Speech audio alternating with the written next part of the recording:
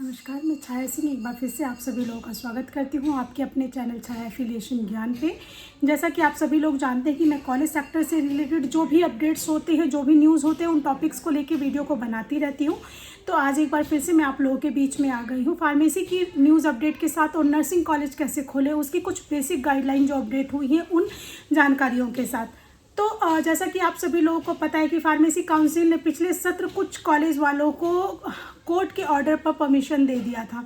तो अब जो क्वायरी आ रही है वो ये आ रही है कि क्या इस बार उनका रिन्यूअल फिर से इंस्पेक्शन लगा के होगा या डायरेक्ट हो जाएगा। तो उसका जवाब ये है कि जिन कॉलेज वालों ने काउंसलिंग में पार्टिसिपेट कर लिया था, लाइक लास्ट ईयर अगर किसी को अप्रूवल मिला और उनको काउंसलिंग मिल गई उनके राज्य की और उन्होंने एडमिशन लिया, तो ऐसे कॉलेजेस का जो है वो इस बार इंस्पेक्शन करके रिन्यूअल होगा। और जिनका जीरो एडमिशन रहा, ऐसे कॉलेजेस के लिए इंस्पेक्शन का प्रावधान नहीं है। जैसा कि मैंने प्रीवियस अपने 2-4 क्लाइंटों को देखा कि उनका ऑटोमेटिक रिन्यूअल का सर्टिफिकेट आ गया है। हालांकि इस चीज़ में लेके कुछ लोग क्वेरी कर सकते हैं कि मैडम ऐसा नहीं है, चाहे है, लेकिन जो मेरे पास जानकारी है उसके हिसाब से फ़िलहाल यही है कि अगर आपने एडमिशन लिया है, चाहे वो 2, 4, 10, 5 या 60 जो भी लिया है, और आपने कोर्ट के आदेश पे परमिशन लिया था, तो उस कंडीशन में आपका इंस्पेक्शन होगा। अदरवाइज अगर आपका जो ऑर्डर था वो कोर्ट के आदेश पे ही था, लेकिन इंस्पेक्शन मतलब एडमिशन जीरो था, तो उस कंडीशन में आपको डायरेक्ट अप्रूवल मिल जाएगा। तो ये है फिलहाल फार्मेसी काउंसिल ऑफ इंडिया की न्यूज़। सभी कॉलेजेस के एग्जिस्टिंग इंस्टीट्यूशन के पैनल स्टार्ट हो गए हैं, नए आवेदन के भी पैनल स्टार्ट हो गए हैं। कुछ लोग परेशान होते हैं कि मैडम हमारा नया कॉलेज है लेकिन अभी तक इंस्पेक्शन नहीं आया। आप अपना डैशबोर्ड लॉगिन करिए, वहाँ पे डिटेल आपको मिल जाएगी, परेशान होने की ज़रूरत नहीं है। इंस्पेक्टर आपको कॉल भी करेंगे, ऐसा नहीं हो सकता है कि आपका कॉलेज इंस्पेक्ट ना हो। तो देन उसके बाद अब मैं आप लोगों को बताने जा रही हूँ नर्सिंग कॉलेज के बारे में। नर्सिंग कॉलेज को लेके भी व्यक्तिगत बहुत सारे क्वेश्चन रहते हैं और ऑफिशियली तो पूछे ही जाते हैं। हालांकि सबसे इम्पोर्टेंट न्यूज़ यही है जो कि मैंने अपने प्रीवियस वीडियो में भी आप लोगों को बताया था कि इंडियन नर्सिंग काउंसिल के गाइडलाइन के अकॉर्डिंग ही अब जीएनएम और बीएससी नर्सिंग का अप्रूवल होगा। अब किसी भी स्टेट की गाइडलाइन इंडिविजुअल इम्प्लीमेंट नहीं होगी। इसीलिए जो भी राज्य है उनके ऑफिशियल वेबसाइट पे मोस्टली इंडियन नर्सिंग काउंसिल और के ही गाइडलाइन देखने को मिल रहे हैं। रीज़न यही है। और न्यूज़ ये भी है कि एक पैरामेडिकल काउंसिल भी गठित की जाएगी, क्योंकि बहुत सारे राज्य ऐसे हैं जहां पर आज तक कोई पैरामेडिकल काउंसिल नहीं है। बीएससी नर्सिंग जीएनएम स्वास्थ्य विभाग से हो जाता है, मिडवाइफरी काउंसिल से हो जाता है, बट पैरामेडिकल के लिए कोई विभाग नहीं था। जल्द ही इस पर भी कुछ न्यूज़ आने वाली है, टॉपिक को लेके मैं वीडियो को बनाऊंगी। तो विदाउट टाइम वेस्ट किए मैं टॉपिक की तरफ आती हूँ नर्सिंग कॉलेज को लेकर। नर्सिंग कॉलेज में बीएससी नर्सिंग आजकल का ट्रेंडिंग कोर्स है। बहुत सारे लोगों को ये लगता है कि मेडिकल के सेक्टर में ही आना चाहिए, और मेरा भी यही मानना है कि आने वाले समय में नर्सिंग कॉलेज की ही डिमांड बहुत ज़्यादा होने वाली है, क्योंकि जिस हिसाब से लोगों को हेल्थ को लेके इशू हो रहा है, जिस हिसाब से हम लोग ऑर्गेनिक की बजाय आर्टिफिशियल चीज़ों को कंजर्व कर रहे हैं, ऑब्जर्व कर रहे हैं, तो इस कंडीशन में चीज़ें क्या है कि हेल्थ को लेके क्रिएट होने ही वाली हैं भविष्य में। तो जो भी है, और सेकंड ये भी इशू है कि इंडिया की बजाय गल्फ कंट्रीज़ में पैरामेडिकल कोर्सेज को लेके बहुत अच्छे ऑफर मिलते हैं। हेल्थ सेक्टर शुरू से ही लोगों को आकर्षित करता रहा है।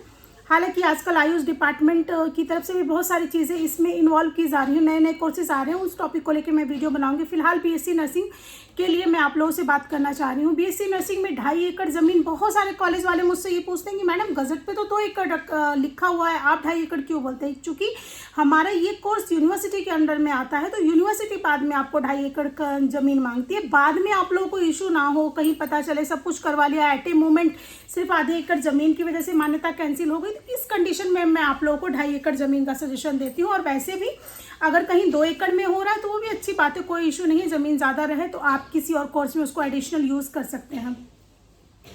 तो बीएससी नर्सिंग में सबसे ज़्यादा पूछे जाने वाले सवाल ये है कि मैडम खर्चा कितना होता है? खर्चे के लिए बेसिक यही है कि एफडी, कुछ राज्यों में फिक्स डिपॉजिट लिया जाता है जो कि 20 लाख से लेकर 40 लाख रुपए तक हो सकता है। देन उसके बाद जो एडिशनल खर्च होता है वो बुक्स, लैब्स का होता है, क्योंकि नर्सिंग कोर्स है, प्रैक्टिकल यहाँ बहुत ज़्यादा ध्यान दिया जाता है। डमीज़ वगैरह जो लैब मटेरियल होते हैं उनके एक्सपेंस थोड़े ज़्यादा आते हैं।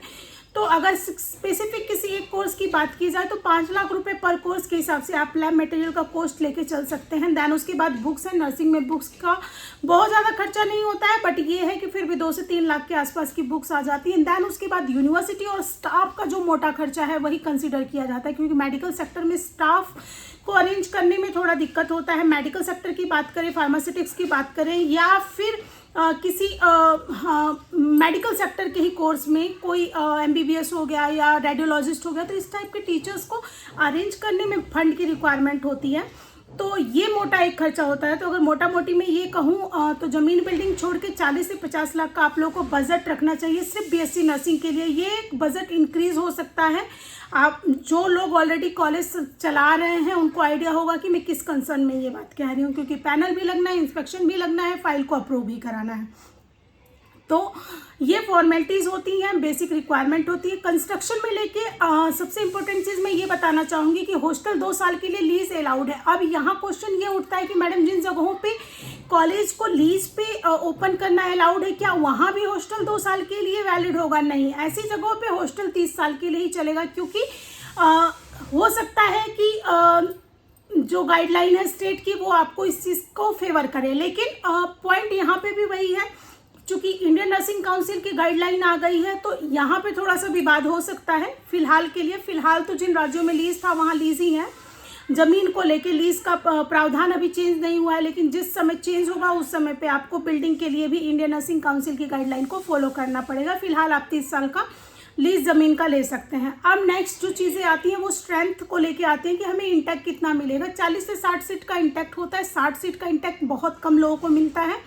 जो बहुत ही अबव द पैरामीटर्स होते हैं उन्हीं लोगों को मिलता है। तो आप 40 का इंटेक मान के चलिए। 4 साल का BSc नर्सिंग कोर्स होता है, जिसमें से पर स्टूडेंट जो है वो 4 से 5 लाख रुपए के आसपास 4 साल की इनकम होती है, जिसमें से आपको गवर्नमेंट को सिर्फ एग्जामिनेशन फीस 1000-1200 या 1500 स्टेट वाइज अलग अलग है वही देना होता है। बाकी सब मैनेजमेंट का होता है। मैनेजमेंट का होता है ये मतलब नहीं कि सारा आपकी जेब में ही आएगा। कुछ कॉलेज मेंटेनेंस का भी खर्च होता है, स्टाफ को लेके भी कुछ खर्चे होते हैं जो आपको बियर अप करने होते हैं। इसके अलावा मुझे नहीं लगता कि अब कोई ऐसी चीज़ है जो कि बची हुई है, लेकिन फिर भी अगर आपको लगता है कि आप कुछ और क्वायरीज पूछ सकते हैं या मेरी वीडियो में कोई चीज़ रह गई है जो मैं बता नहीं पाई हूँ, तो आप लोग क्वायरी कर सकते हैं कमेंट सेक्शन से जाके। उम्मीद करती हूँ कि आपको मेरी वीडियो अच्छी लगती होगी। अगर चैनल अच्छी लगती है तो चैनल को लाइक शेयर सब्सक्राइब करना ना भूलें। धन्यवाद।